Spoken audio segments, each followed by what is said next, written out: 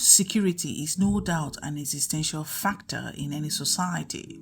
It is no wonder nations give it a priority in their scale of obligations to the people, which is why careful thought is always given to constituting leadership for the agricultural sector. Nigeria is no exception. Our attention is directed at one minister who played his part in the innovations and policy direction that has culminated to the growth and advancement in the agric sector in Nigeria. Born December 1938 at Zangon, Alhaji Sani Zango Daura's root stems from the Daura senatorial zone of Katsina State. He is a teacher, administrator, politician, and an elder statesman. A peep into his background indicates that he had his elementary and secondary school education in both Katsina and Kano State. He later graduated from the School for Arabic Studies in Kano. Daura was given scholarship to attend the School for African and Oriental Studies, London, in 1961. He, however, returned to Nigeria to complete his studies at the University of Lagos. Zango Daura has served in different capacities at both state and national levels.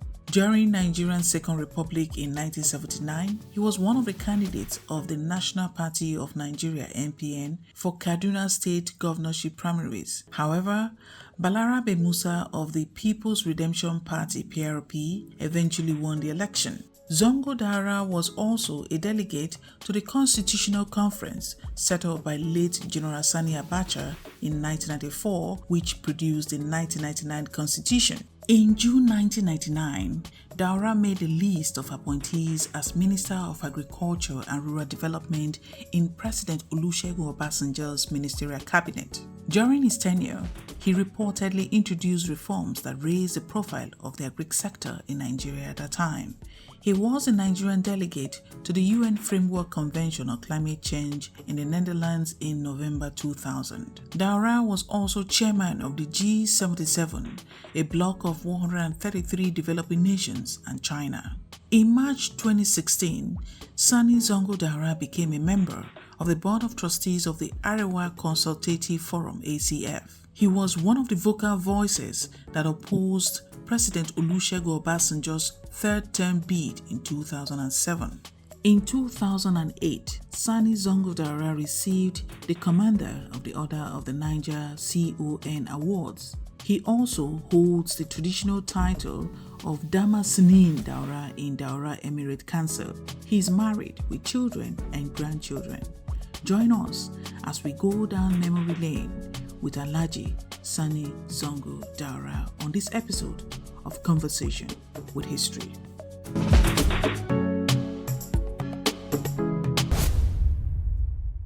Thank you so much for welcoming us. For starters, I noticed that you're always on white.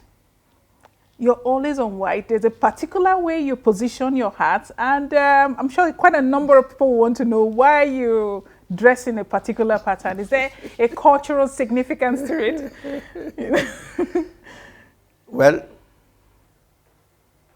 yes. The way I put my hat, many people have asked me, why do I do that? In my young age, we were fire eaters. If you come for peace, we are there for it. If you want fireworks, you get it. We accept any challenge as young men. But with increasing age, we come to make compromises with some impurities in life. And that is due to experiences. So that is the difference of putting my head. We are for peace, but also if you want fireworks, we are also there. You mean you can still fire? Oh, yes. By this age? Oh, yes. Interesting. You know, this is a sort of inbuilt, natural thing. Something that is natural can hardly be abandoned or compromised. You know, you come across as one who is, you know, not just assertive, but somebody who can be very, very, very idealistic about things. And I want to ask this question: is it a function of your environment, your experience, or, you know, things that come your way? Well, you know, a man is a product of so many factors. The parental background, as well as the cultural background. So all these have to come together to make a person, good or bad, irresponsible or otherwise. Are you always on white clothing? Well, you know, I'm a Muslim and also a practicing one for that matter. So our Prophet told us the best clothing is white. The best clothing of all the clothes that you may have, white is the best. It comes out distinctly from any other color. And it makes you even much more handsome if you are a young man, and beautiful if you are a woman. Have you always been like this? You always Yes, wear white? yes. From your childhood? Oh, yes. Never on any other color? Yeah. Except during a funeral rites. Again, Islam teaches us to go with colored thing, not white, because white is always Purity. predicting not only purity but happiness. But when attending a funeral function, it is a sad moment, so you must show it. But it is required to do that. But if you cannot do it, you can go with any other Color. color, yes. So now tell us a bit about your growing up. Would like to understand, you know, we initially when the first question I asked, it was a reflection of your background, but that was just on the surface, it's just powder. So now we want to scratch the surface a bit. Tell us a bit about your growing up. Well, I was born in a village called Zangon. And Zango is also a district in Daura Emirate. And Daura Emirate is the origin of Hausa Bakwai as well as Banza Bakwai. But don't ask me to go deeper into history. that. I may not be able to come out with a sort of satisfactory explanations. But that is. So I grew up there. I grew up in Zango. I made my elementary school there. My parents, particularly my father, was a local as well as international then trader. Before independence, we called now they call it Niger, but we called it Paranchi, because France colonized part of, or rather Niger. But before that, we called it French. If you are going to French, so you are going to French. And if you are coming to the English colonies, you call it English. So my father, as I said, was a trader, and always our house was full of people. People coming from Kano, people also coming from French, that is Niger now. Our father used to, as a trader, bought walnuts, huge bundles of walnuts, and these railway sleepers, and shirting. At that time, there is shirting, there is white shirting, there is brown shirting, Parin Zawati and Jan Zawati. So people from France will come with their skin, hides of skin. In exchange, we bought it, they bought it, and then in exchange they buy a coordinate or something that they wish to buy themselves as traders, which if they go back, the people will buy, from which they will get some profit. A sort of Trade. That is the trade, that is the way they earn their living. That is the first time in my house I saw a Lebanese. We call them Antoni. Antoni from Kano. So what was your first stint with formal education, and were your parents in support of it back in the time? Yes.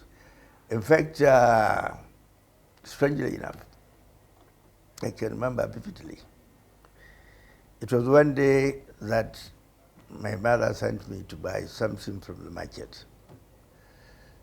So as I was coming back from the market, as a person came from our district head, we called the district head, the name is Murka, to take me to him. So when I was there, he said, "You are going to go to elementary school." Just like that? My father was not even around. So that is how I came into it. And from there to Katsina. From Katsina, after spending 4 years, 1948, 1952, to Kano. I came to Kano to learn more and more about Islam. And at the time I left Katsina Mid School, and that was also the time when the school was upgraded to secondary school. Mama and Daura was one of my classmates, quite a number of them. We came to Mid School 120,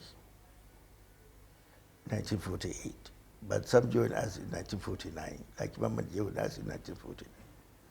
And we had 4 classes, A, B, C, D. So we're 120.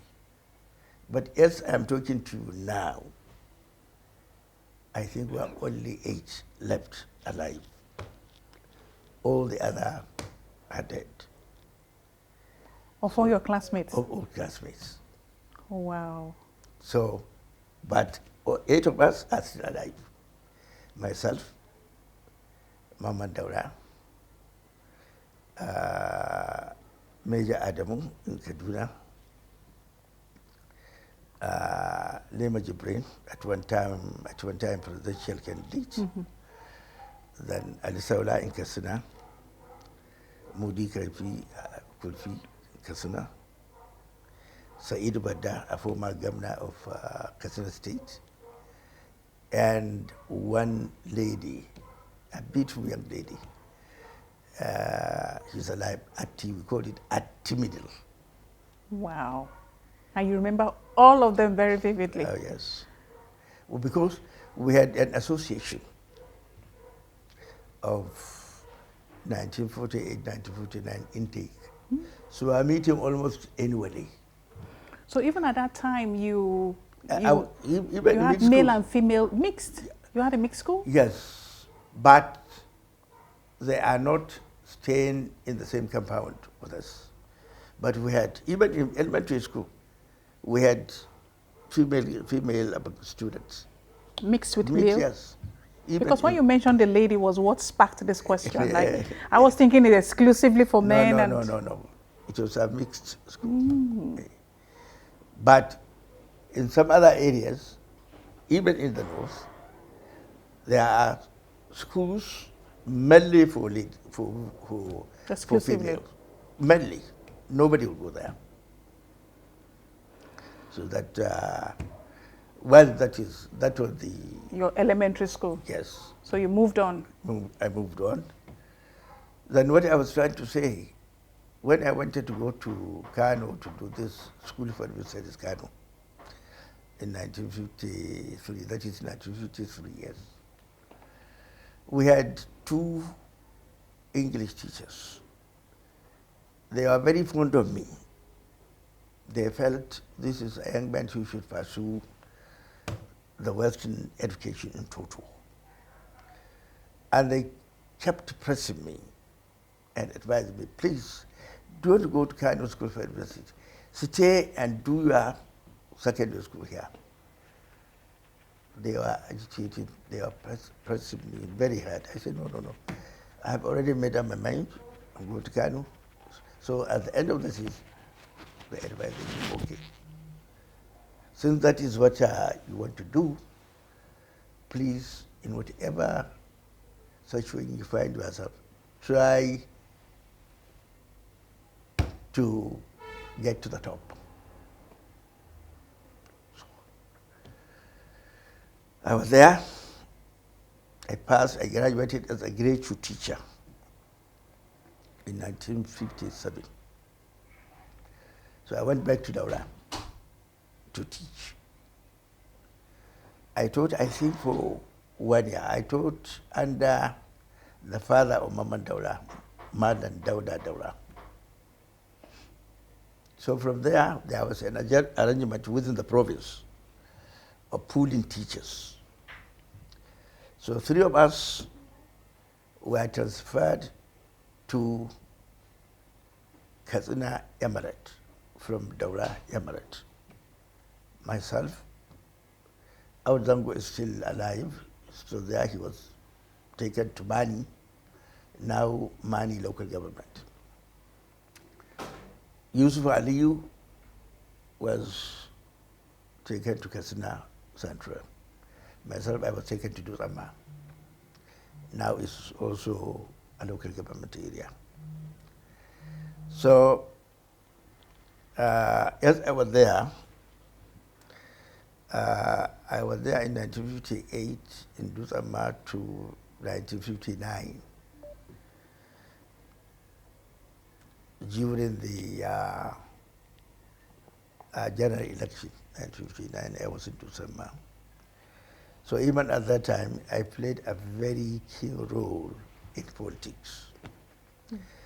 And I was made the spokesman of NPC. And people trusted me. They had confidence in me. They know I don't do this way. No, I go straight. Tell the truth to anybody, to myself and to anybody. So while I was there, after the election, School for Advanced Studies, from where I graduated as grade 2 teacher, some of the teachers were given scholarship to go to Bakteruda in Sudan. If I can remember, late Sheikh Gumi was one of them. Now Professor Sheikh Galadin, is still alive, is one of them. Hamidu Al-Ghali was one of them, died already. Bibi Farouk was one of them. Hassan Gwazo, most of them dead. As I'm talking to as you, of today. Except one. So I came back, I was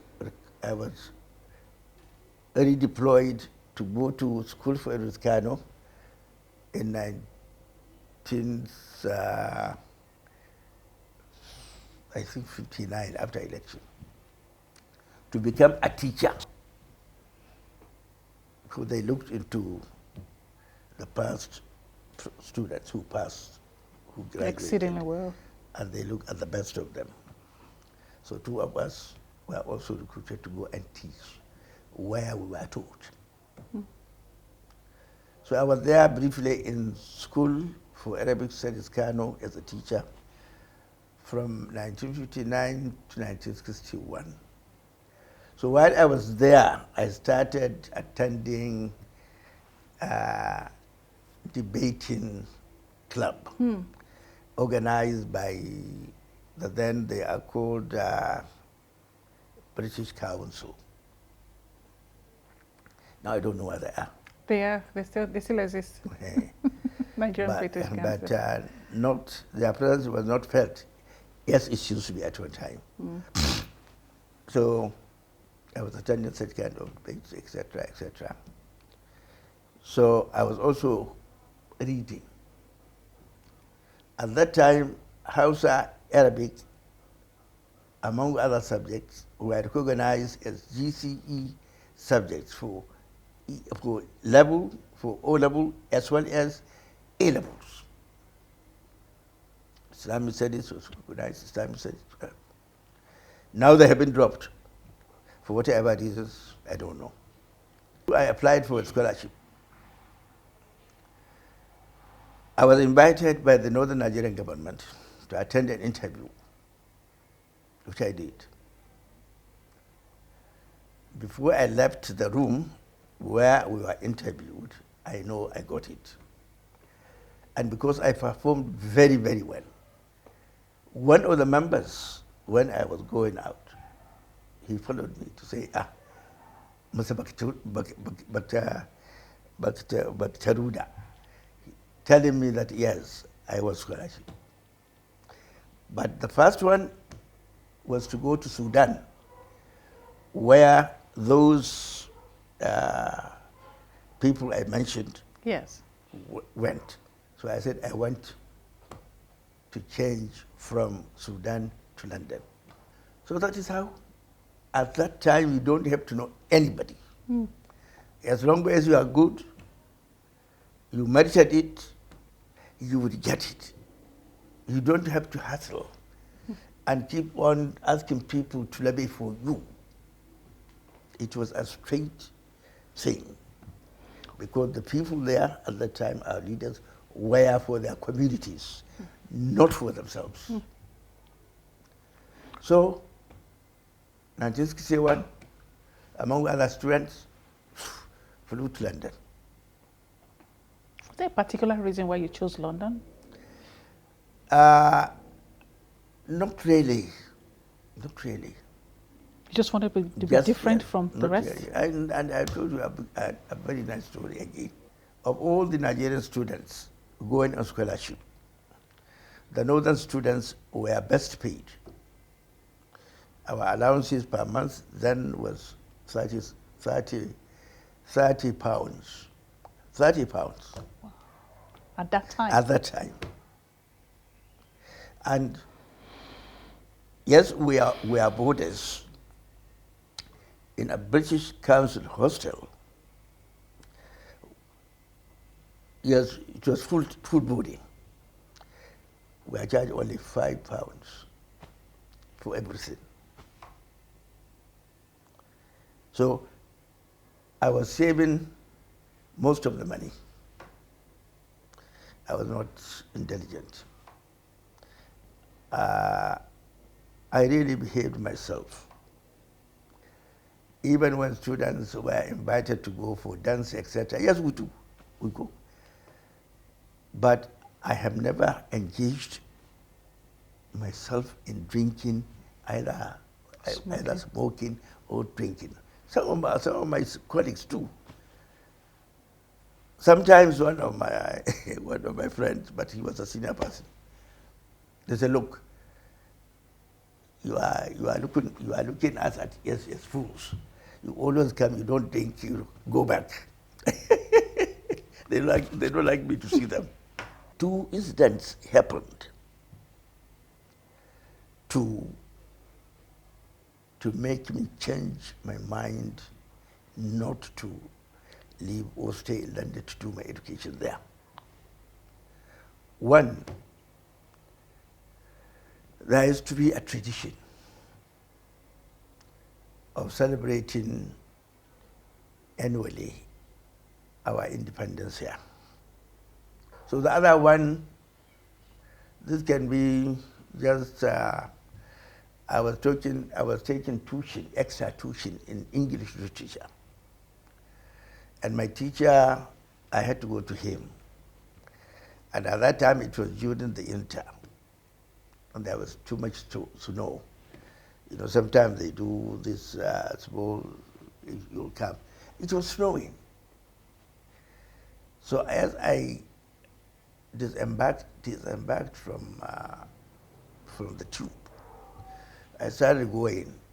Then I met young men.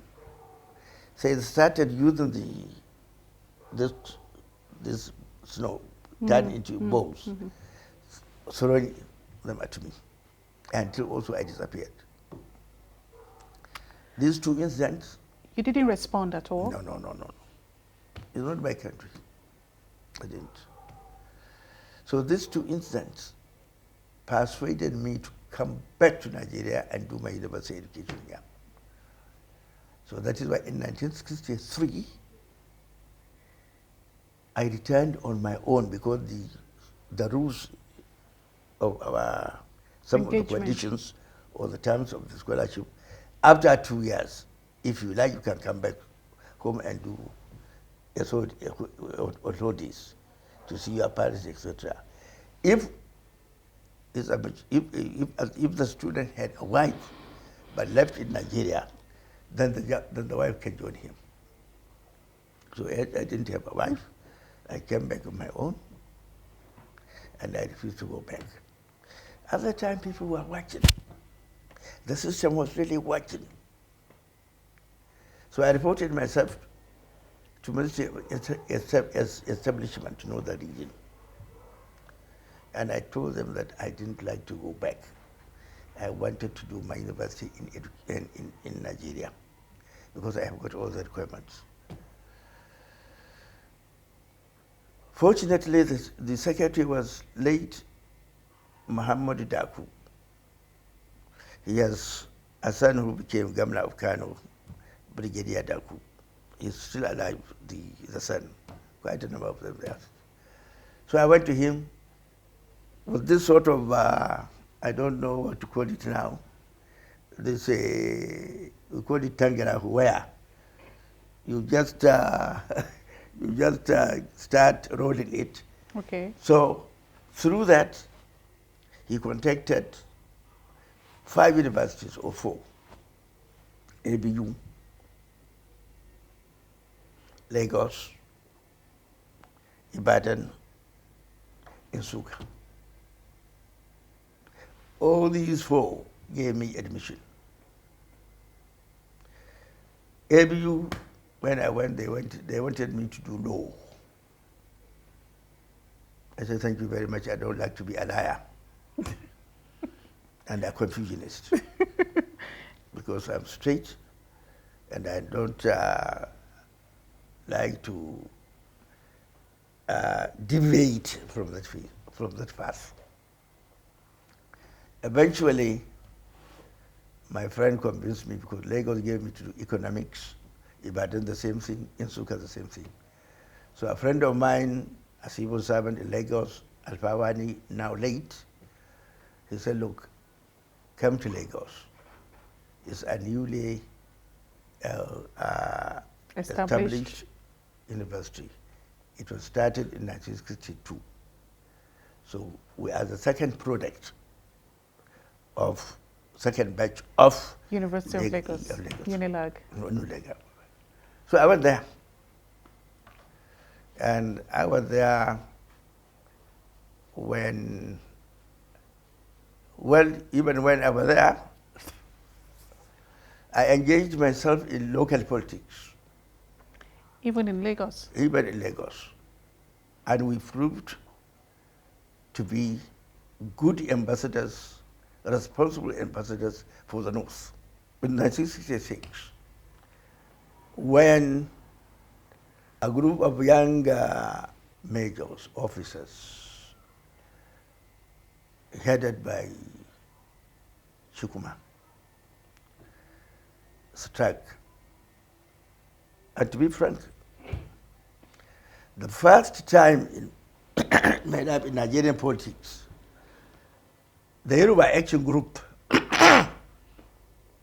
and NCNC had never seen eye to eye in their lives,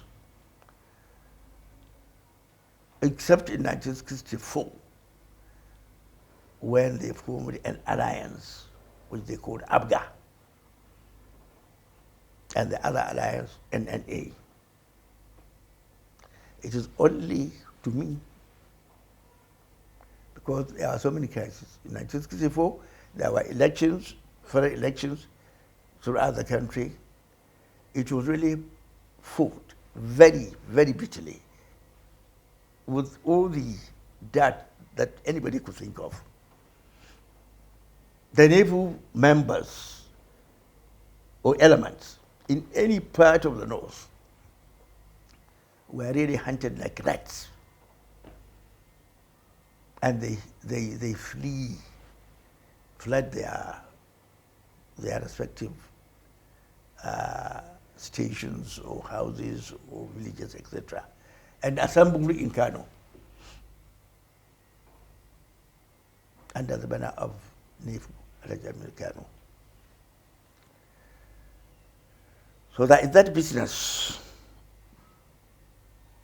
Then in 1965, Action Group had already had factions after their convention in Jos in 1962. They adopted democratic socialism with Awo as the leader. So there was this agreement between himself and Akintola. Akintola was a very powerful speaker, and he could attract crowd. He was also a force to be reckoned with in the West. So they broke away. Although I think it will also be on record that even before this, I understand in 1953 or 1954, when they started politicking, NC won all the seats, most of the seats in the West. But the following day, all the rivers, the NC people, cross-carpeted to Action Group. That, I think, is something that you should also remember. Why do you think they cross-carpeted? Because they believe that why should they accept an Igbo man as their leader? That is the truth. Anybody who tells you another story is wrong. It's not telling you the truth. Because they do not believe that they will allow an Igbo man to come and become their leader.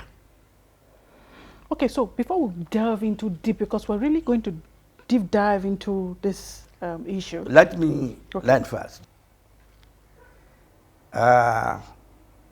So, Abuja and NA.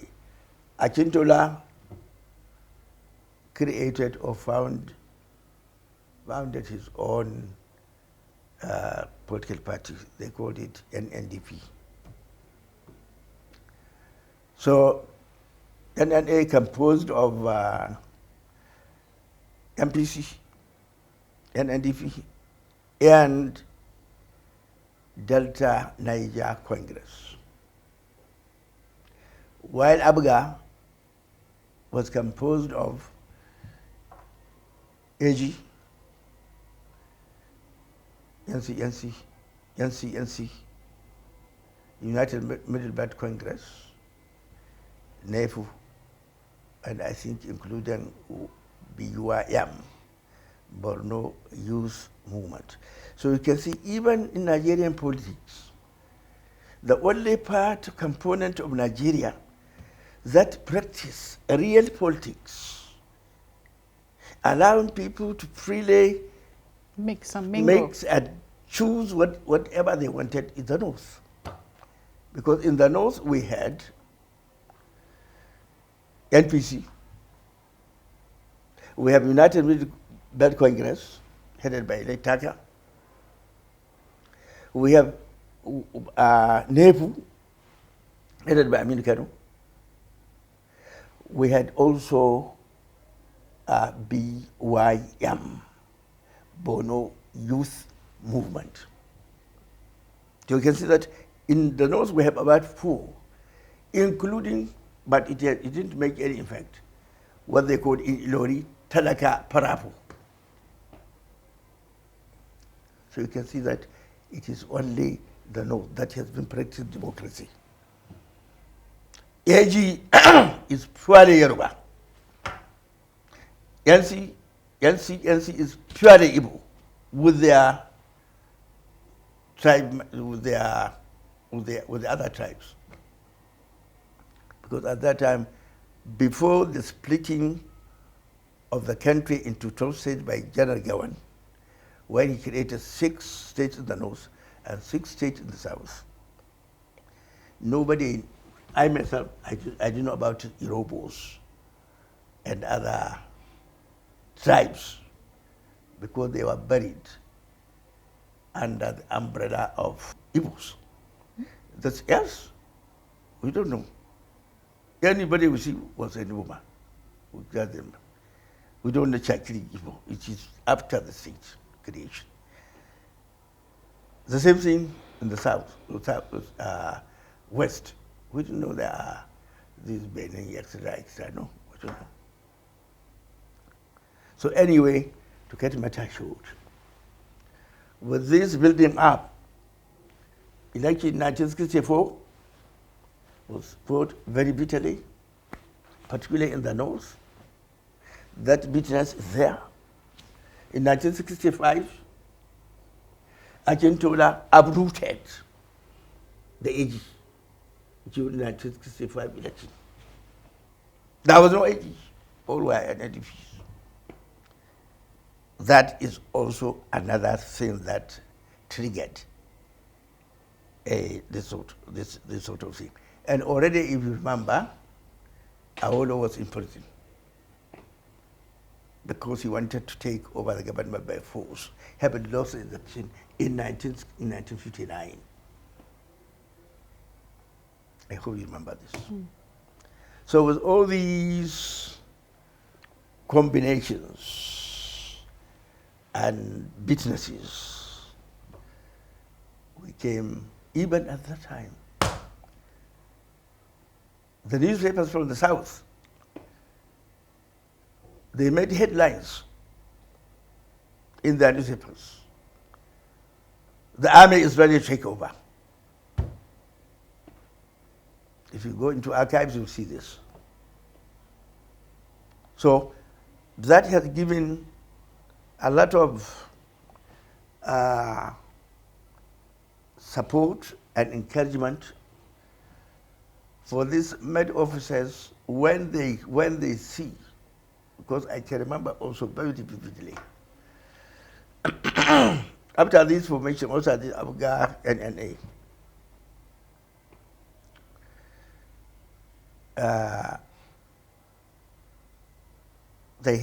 Abuja held its last meeting, I think on the 13th of January 1966 in Enugu.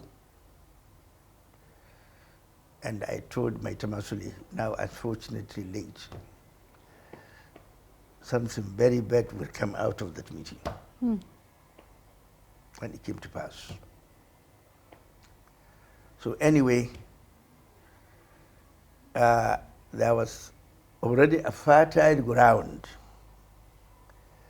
But even at that time, there was speculations, rumors going on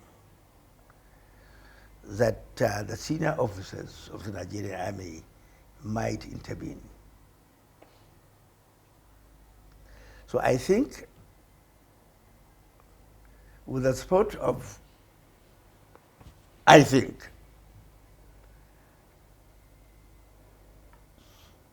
some of the boys, these Chukuma and others had the guts to come and kill all our northern political leaders. They started with this, with Daura, they kill him.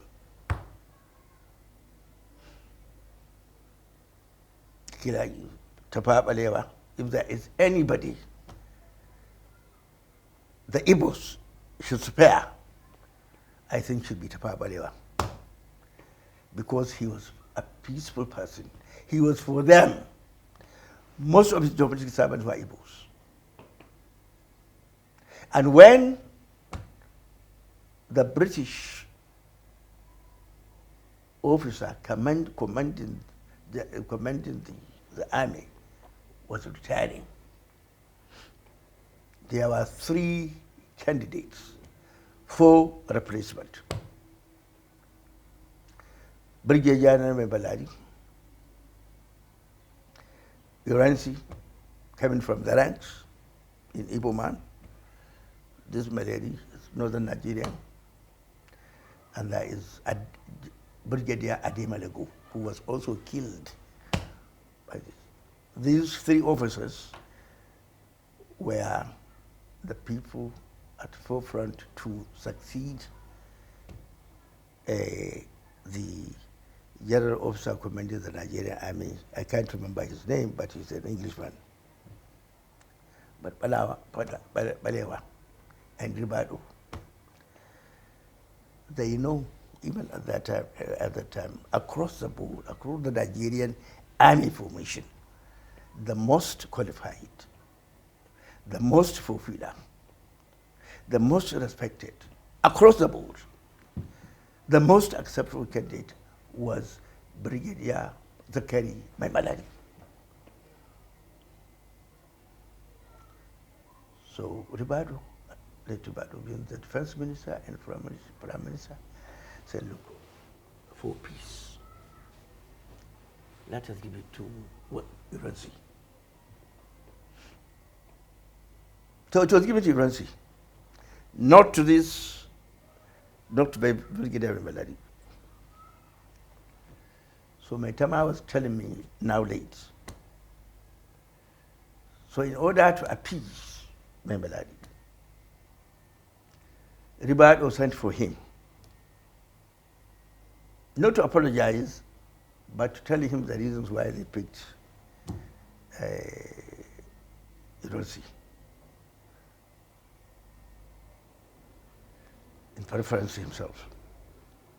When he came, after the salutations, etc., Ribado started to pacify him. Said, "No, sir, you don't have to even. But what I know you have done is that your hands, you have given it to our enemies, and it came to pass, and he was killed."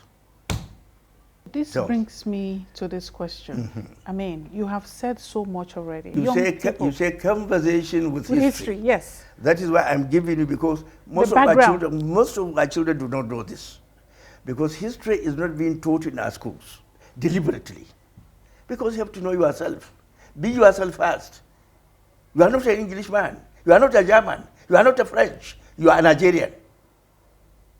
Let us first be ourselves. As Zangon said, next shoot, be yourself. Be yourself. Respect yourself.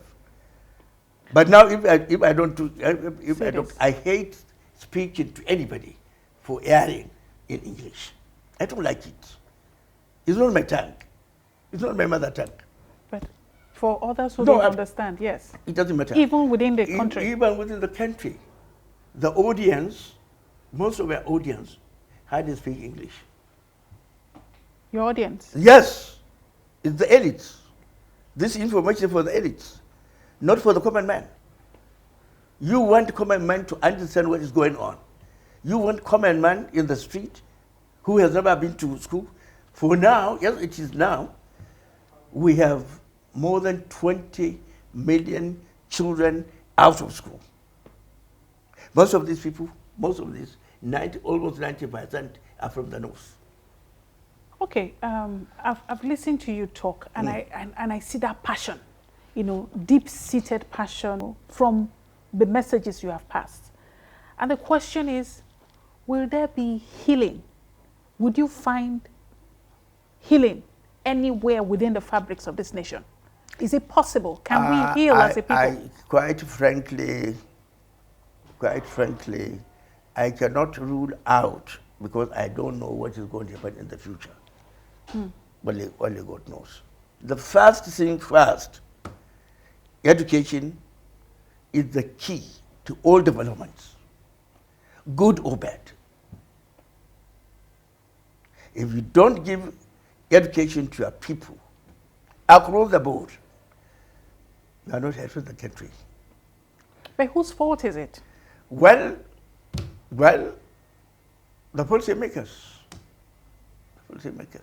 But where policy failed, or where policy has failed, would it not be in line for some people, elites, who also have the means to educate these people to take this responsibility upon themselves and say, okay, let's educate our people? No, my daughter. So how would you respond to this argument that, as a matter of fact, like somewhere in the north, for instance, some people are deliberately trying to keep those people poor so that they can continue to control them? I do not believe that. It's not true. I am a product of taxation. I'm a product of free education from elementary to university. Unfortunately, most of our leaders now, particularly in the north, they ought not to be there. But unfortunately, they are there because they will manipulate the system to bring rubbish. Some people who do not know anything about themselves, not alone about their own people. People who are not for the people. As you said, it can contribute a lot, but the responsibility still lies with our government. As I told you, I'm a product of education. But how many people at that time were educated? Because you have to look at the quantum of those who were willing to go to school. No. The numbers have increased. I agree. That is why I said it's not the function of businessmen. It is really the function of government. Government can create this atmosphere. Let me give you a simple example. Masari, when he was governor, 2015. As I'm aged now, I don't like attending Functions. Meetings, etc. functions. But it has been boiling in me that stupidly we have abandoned a very resourceful area of generating revenue for common good. What are these areas? Community tax. That is what he used to do. That is what he was doing to educate me. Cattle tax. Produce tax, yes, it continues. But this too is not law that killed it. It is sentiment. You understand? This VAT has a limited target. In our own areas, how many people are working? And we have got informal market, which is bigger, the biggest than formal market. But then when? It is a political will. Because if you talk to them, they will say, if I introduce community tax, they'll hit me. Not only that, they will not vote for me.